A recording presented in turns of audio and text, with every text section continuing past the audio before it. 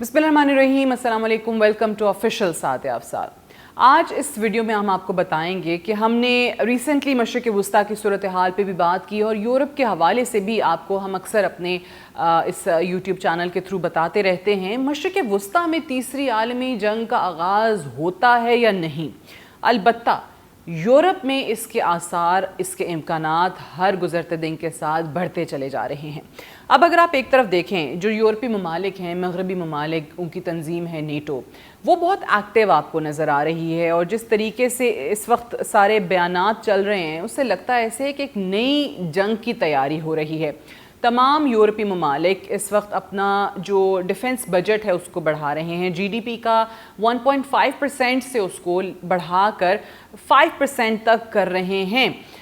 एक नया जंग का भूत आपको नज़र आता है यूरोप पे इस वक्त जो सवार है। जो दूसरी जंग अज़ीम के बाद आपको उनकी डिफेंस इंडस्ट्री बंद होती हुई नज़र आई थी, जिसको बंद कर दिया गया था इनफैक्ट, उसको अब बहाल करने की कोशिश की जा रही है मगरबी ममालिक की तरफ से, यूरोपीय ममालिक की तरफ से, और रूस के खौफ की वजह से।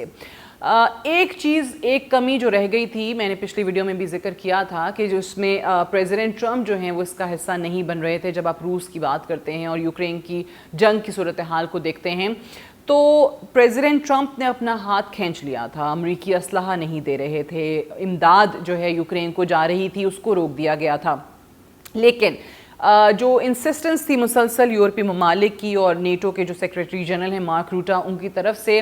उनकी बात, उनकी सलाह या जो मर्ज़ी इसको नाम दे लीजिए, वो मान ली गई है, मशवरा उनका सुन लिया गया है। और प्रेसिडेंट ट्रंप ने जो अमरीकी असलहा है उसको एक बार फिर से यूरोप के हवाले करने का, ख़ास तौर से व्हेन आई से यूरोप, यहाँ पे बात मैं कर रही हूँ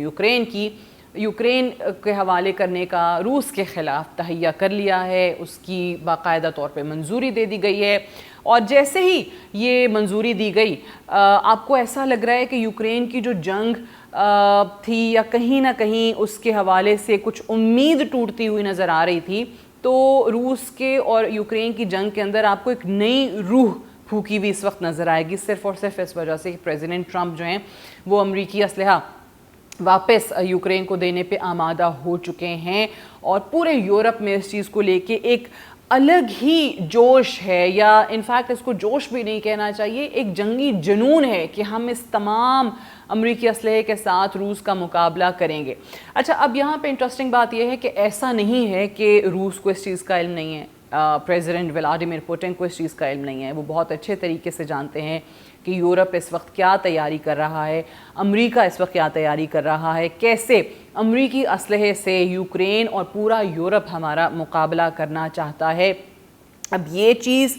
कहीं अगर आपको लगे या किसी यूरोपीय सरबराह को लगे कि प्रेसिडेंट पुतिन को डरा सकती है, खौफ में मुब्तला कर सकती है, तो ऐसा हरगिज़ नहीं है। वो भी इस चीज़ से बिल्कुल पीछे नहीं हटेंगे और उनकी जो कार्रवाइयाँ हैं यूक्रेन के ख़िलाफ़ वो भी वैसे ही जारी रहेंगी। अच्छा, अब इसमें सबसे इंटरेस्टिंग चीज़, 3 दिन पहले एक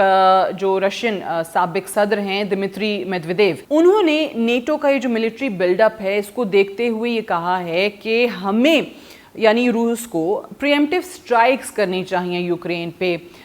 यानी कार्रवाई किसी भी किस्म की जो यूक्रेन की तरफ से कार्रवाई हो सकती है उसके आगाज़ से पहले ही हमें इस किस्म की कार्रवाइयाँ शुरू कर देनी चाहिए। और वो ऑब्वियसली जानते हैं कि नेटो के तमाम इस वक्त इत्तेहादी और अमेरिका मिलकर यूक्रेन की दिफाई सलाहियत को बढ़ाने की कोशिश कर रहे हैं। सो उनका ये एक सजेशन आया कि हम ही प्रीएम्प्टिव स्ट्राइक जो हैं वो शुरू कर दें। अब ये जो साबिक सदर हैं रूस के, ये रूस की सिक्योरिटी काउंसिल के नायब सरबरा भी हैं और ये कहते हैं कि जी मगरबी ममालिक इस वक्त जो हमारे ख़िलाफ़ तैयारी कर रहे हैं, सो उसमें हमें मुकम्मल ताकत के साथ जवाब देना चाहिए। और मैंने जैसे पहले कहा कि जवाब से पहले ही उनकी तरफ से हमला हो ना हो, हमें ही पहले हमला कर देना चाहिए। ये एक तजवीज़ उनकी तरफ से बार बार आ रही है। फिर कुछ मगरबी मीडिया पे ऐसी रिपोर्ट्स सामने आ रही हैं जिसमें दावा किया गया है कि प्रेसिडेंट ट्रंप की और प्रेसिडेंट ज़ेलेंस्की की टेलीफोनिक बात हुई है, जिसमें रूस के दारुल हुकूमत को भी निशाना बनाने की बात की गई है। एक इम्कान, एक ऑप्शन के तौर पर इसका जिक्र वहाँ पर हुआ है। अच्छा, अब ऐसा ही नहीं है कि सिर्फ़ और सिर्फ अमेरिका असलहा फ़राहम कर देगा या यूरोप असलहा फ़राहम कर देगा यूक्रेन को। ایک اور چیز بھی ہو رہی ہے اس میں، اور وہ روس کے اوپر جو اکنامک سینکشنز ہیں اس میں اضافہ کر رہے ہیں امریکہ بھی اور یورپی ممالک بھی۔ مثال کے طور پہ گزشتہ ہفتے کے آغاز میں امریکی صدر نے ایک بہت ہی واضح اعلان کیا، اور وہ یہ تھا کہ اگر آپ روس کے ساتھ جو انرجی معاہدے ہیں وہ ختم نہیں کریں گے 50 دن کے اندر اندر، تو پھر ہم 100% ٹیرف لگا دیں گے۔ یعنی وہ ممالک جو انرجی کے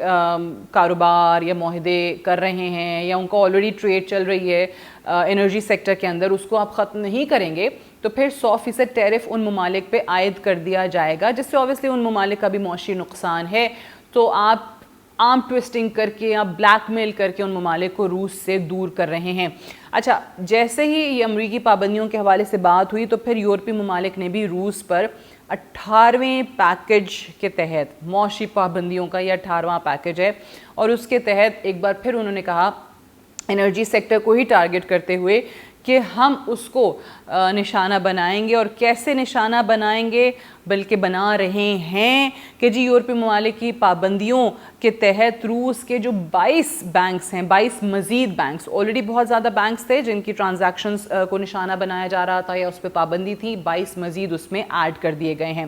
اب یہی وجہ ہے کہ بار بار یہ مشورہ دیا جا رہا ہے پریزیڈنٹ پوٹن کو، اور یہ میں نے فارمر پریزیڈنٹ میدویدیو کا بھی ذکر کیا کہ جی ہمیں کسی کا بھی انتظار نہیں کرنا چاہیے، بیکاز وی آلریڈی نو کہ یہ لوگ کیا کرنے جا رہے ہیں روس کے ساتھ اور ان کی پلاننگ کیا ہے، تو ہمیں بغیر خوف و خطر پہلے ہی حملہ کر دینا چاہیے۔ اور وہ بار بار آپ کو یہی بتاتے ہیں کہ آپ ہم پہ اکنامک سینکشنز لگا دیں، آپ جو بینکنگ ٹرانزیکشنز میں ہمارے لیے مسائل کھڑے کریں، آپ انرجی سیکٹر میں جو ہمارے ساتھ ممالک ڈیل کر رہے ہیں آپ ان پہ پابندیاں لگانے کی یا ٹیرف لگانے کی دھمکی دیں، آپ امریکہ کا اسلحہ لے لیں، آپ تمام نیٹو ممالک، یورپی ممالک کا اسلحہ لے لیں، یوکرین کی بالکل مدد کریں، جیسے کرنی ہے آپ نے جو پلاننگ کرنی ہے کریں، لیکن روس اپنی فوجی کارروائیوں سے پیچھے نہیں ہٹے گا۔ اور اگر آپ کو لگتا ہے کہ ہم یوکرین کے خلاف ڈر کے بیٹھ جائیں گے صرف اور صرف ان تمام اقدامات کے باعث جو آپ اس وقت اٹھا رہے ہیں، تو ایسا نہیں ہو سکتا ہے، اور ہم آپ کو ان پابندیوں کے باوجود سروائیو کر کے دکھائیں گے، کیونکہ یوکرین پر، کیف پر جو حملہ ہے یہ ہماری بقا کی جنگ ہے۔ اچھا جی، پریمپٹیو سٹرائکس کا میں نے آپ کو بتا دیا۔ اب یہ ایک کوئی معمولی فوجی کارروائی نہیں ہوگی اگر واقعی ایسا ہوتا ہے تو، اور دوسری چیز یہ کہ اگر یہ جو میں نے آپ کو بتایا کہ جی ماسکو پہ ڈائریکٹ ٹارگٹ کرنے کی بات بھی زیر غور آئی ہے،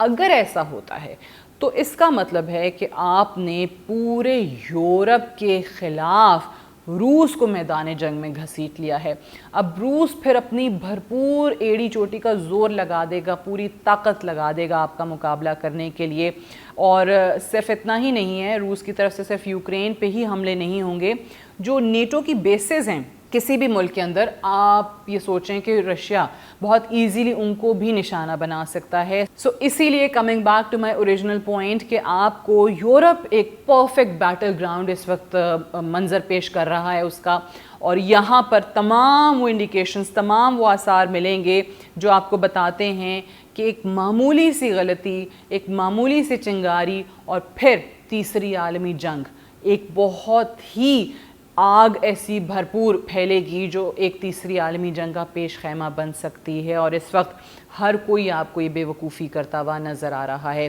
آپ کو کہیں سے جنگ بندی کے آثار نظر نہیں آ رہے، کیونکہ اگر واقعی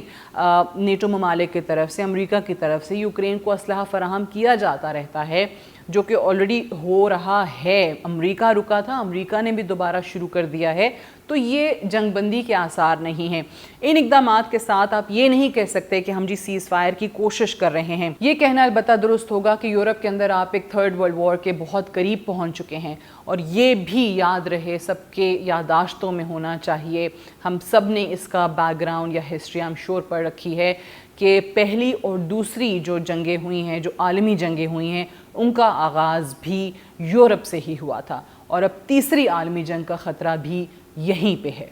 آج کے لیے اتنا ہی، thank you so much for watching.